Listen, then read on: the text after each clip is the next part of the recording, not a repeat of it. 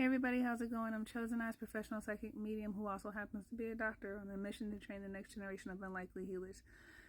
Every Friday I offer something called a Friday Fluck Up in order to humanize the world of expert culture and spiritual practices. And so this week's is silence was the answer. I am currently getting over some crud, and it's coming off of the tail end of a month where I was supposed to chill out and sit down and do nothing and kind of retreat into my own inner world, and that clearly did not happen. And doing the flip opposite of constantly having to be out and be in public and do all the things, I wound up getting ill, right? And it compromised my voice, my ability to speak, my ability to be heard.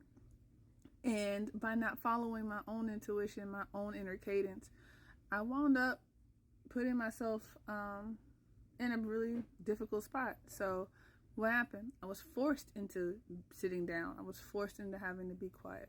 So I submit this to you. In what ways have you actually been loud when you were supposed to be quiet? Sometimes we have a tendency of thinking that speaking and always being vocal is the way to show up and to show what we're creating, how we're doing, how we're moving, how we're not moving, right? When in fact, some of the people who have the most rich inner worlds and are exploring them and tend to fall back and be less vocal tend to be some of the most interesting people, the people who are actually able to expend a little bit more energy because they actually have the energy to do it.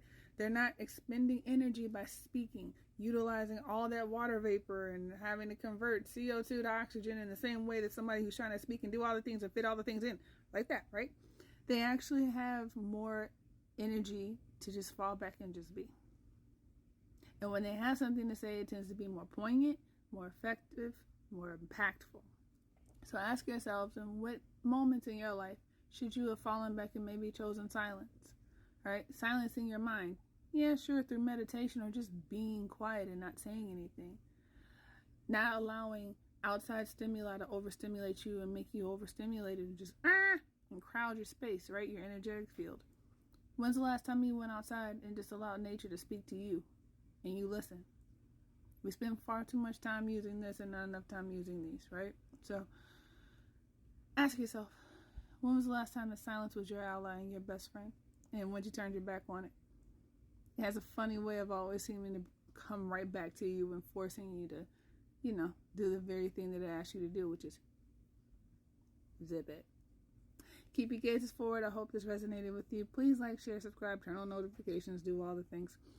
Until next time, keep your gazes forward. Bye.